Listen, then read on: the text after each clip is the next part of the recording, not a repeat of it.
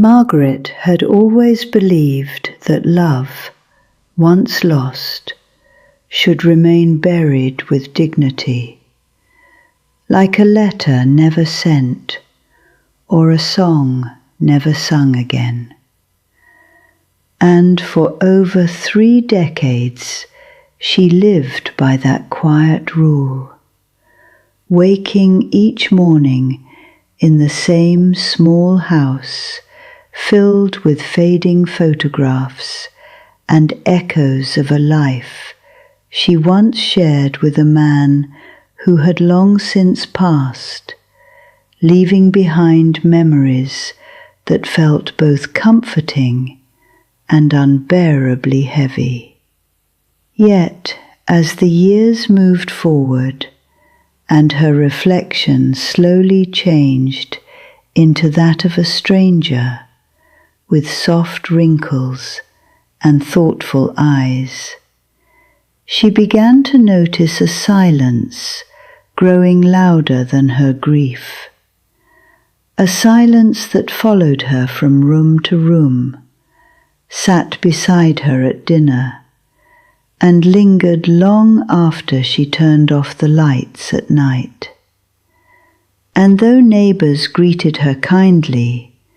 and her children called when they could, there was something deeply personal missing, a presence not just of another person, but of being truly seen again. And still, she resisted the idea of opening her heart, telling herself that love belonged to the young, to those who still had time to rebuild, not to someone who had already lived through her greatest chapter. Yet, one autumn afternoon, as golden leaves fell quietly across the park bench where she often sat, a stranger approached with a gentle smile and asked if he could share the seat. And something about his voice, calm yet uncertain, reminded her of the kind of courage it takes to begin again. So she nodded, not realizing that this simple gesture would challenge everything she had convinced herself to believe. Because, as they spoke about ordinary things like weather and books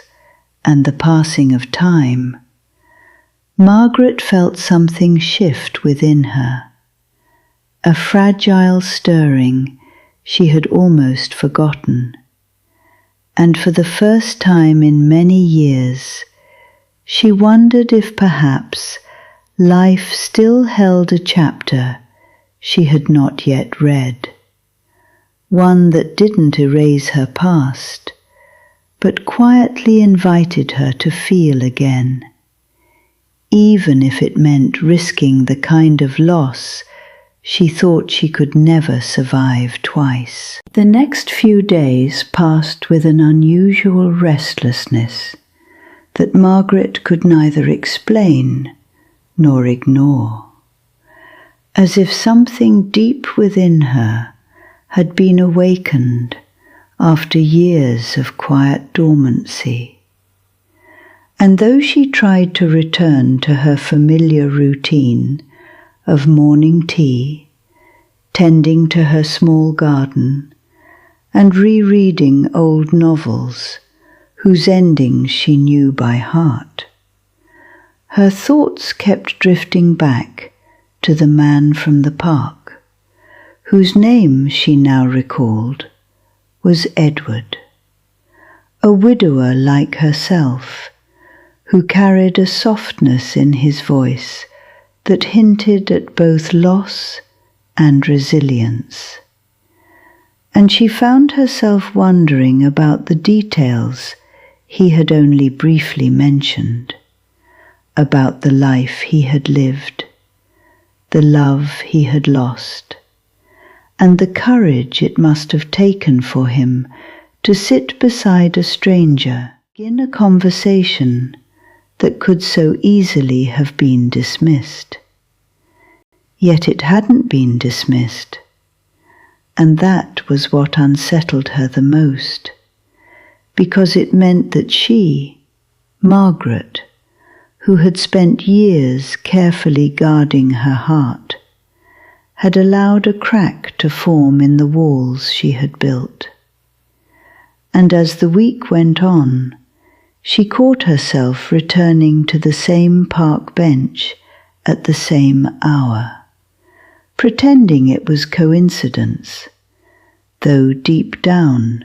she knew she was hoping to see him again. And when he finally appeared one crisp afternoon, walking slowly with a thoughtful expression that softened the moment their eyes met,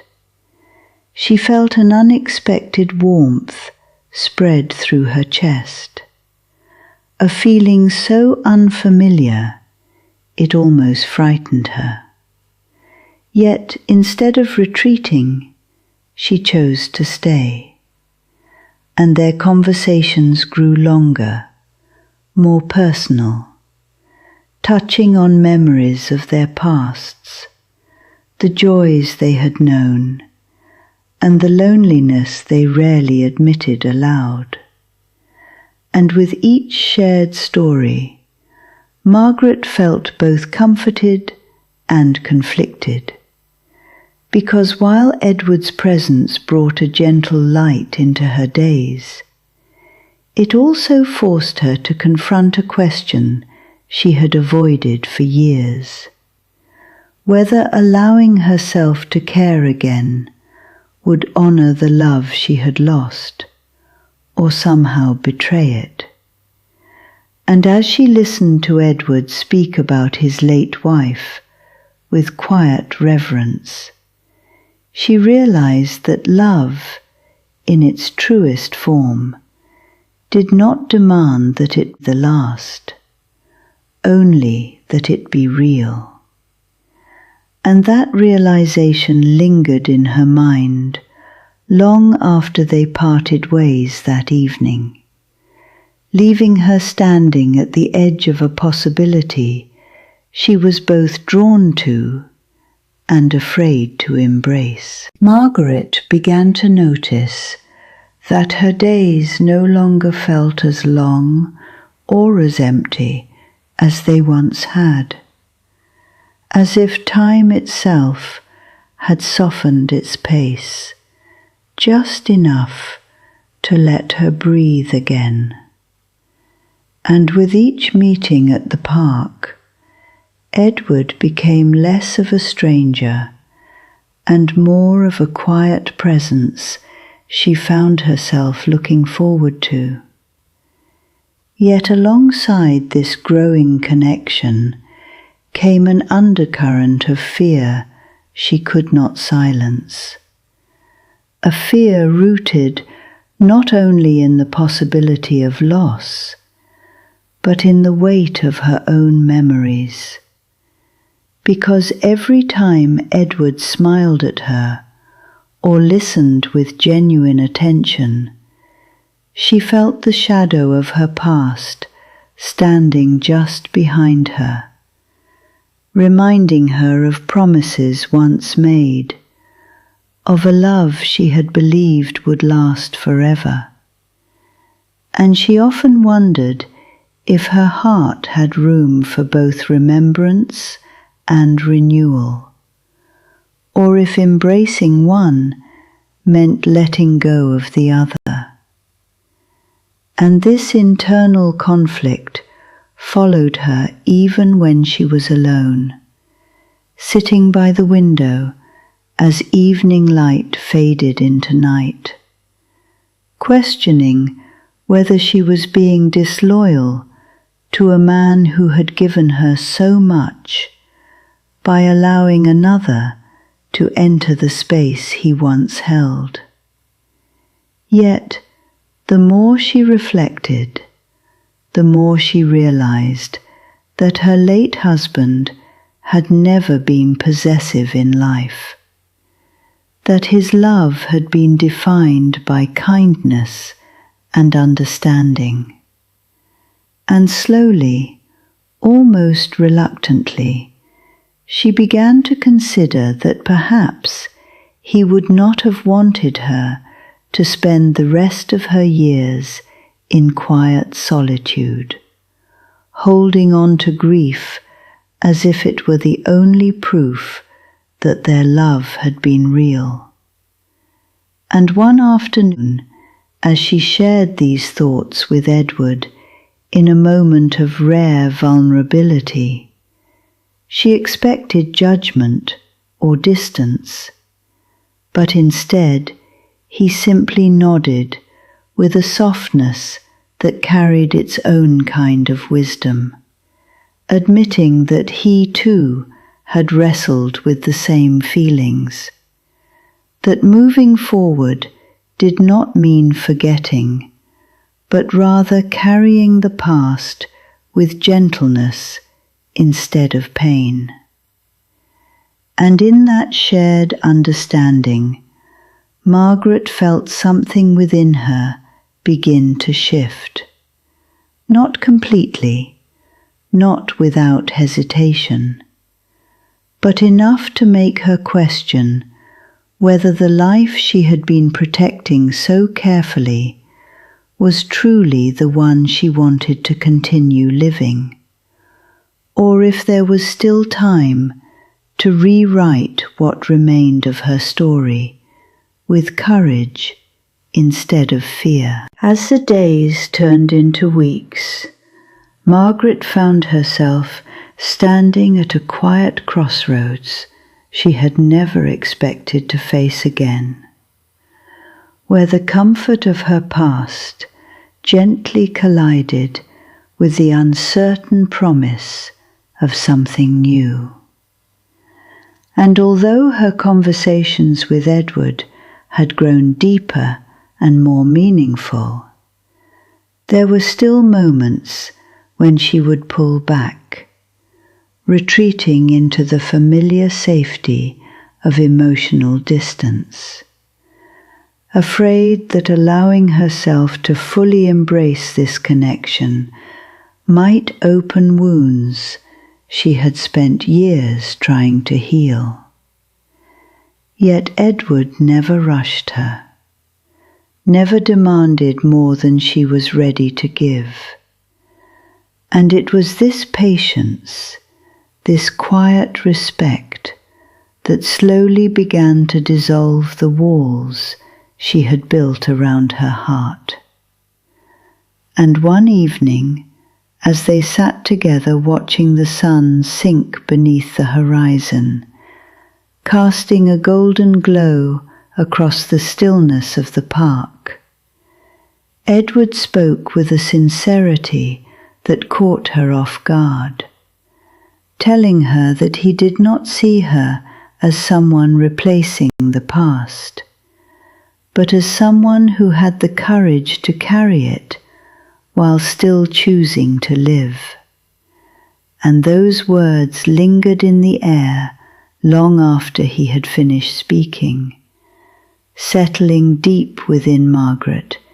in a way that both comforted and challenged her. Because for the first time she began to understand that love was not a limited space that could only be filled once, but something that could grow and expand, shaped by every experience and every person who touched her life. And later that night, as she sat alone in her quiet home, surrounded by photographs and memories, she found herself speaking softly into the silence, not out of sorrow, but out of reflection, acknowledging the life she had lived and the love she had lost, while also allowing herself to consider the possibility that her story was not over, that perhaps there was still room for laughter, companionship, and even love in a form different from what she had known before. And as she looked at her own reflection, she no longer saw just the passage of time, but a woman standing at the edge of a new beginning, one that required not just hope, but the courage to let go of the fear that had kept her from truly living. Margaret woke the next morning with a quiet clarity she had not felt in years, as though something within her had finally settled after a long and silent struggle. And while the familiar weight of her past was still present, it no longer felt like something that confined her, but rather something that had shaped her into the person she had become. And as she moved through her day, she found herself reflecting not on what she might lose by opening her heart again, but on what she had already been losing by keeping it closed. The simple joys of companionship, the comfort of shared laughter, the warmth of being understood without explanation. And it was this realization that stayed with her as she made her way to the park that afternoon, her steps slower than usual, but filled with a quiet determination. And when she saw Edward waiting by their usual bench, his expression softening the moment he noticed her, she felt a calmness replace the uncertainty that had once defined her thoughts. And as they sat together, there was a pause that felt different from all the others, not awkward or hesitant, but meaningful,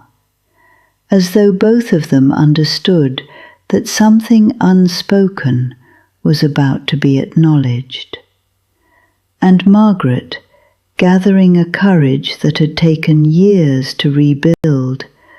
spoke honestly about her fears, her doubts, and the guilt she had carried for so long, explaining how she had struggled to reconcile the love she once had with the possibility of feeling something again. And Edward listened without interruption, his presence steady and reassuring. And when she finished, he simply reached out, not to take her hand, but to offer it, giving her the choice rather than assuming it. And in that moment, Margaret realized that this was what made this connection different. It was not about replacing what she had lost, but about choosing, freely and without pressure, to allow something new to exist alongside it. And with a gentle breath, she placed her hand in his, feeling not a betrayal of her past, but a quiet acceptance of her present. And for the first time in a very long while,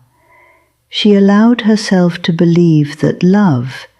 in any stage of life, was not something to be feared, but something to be embraced,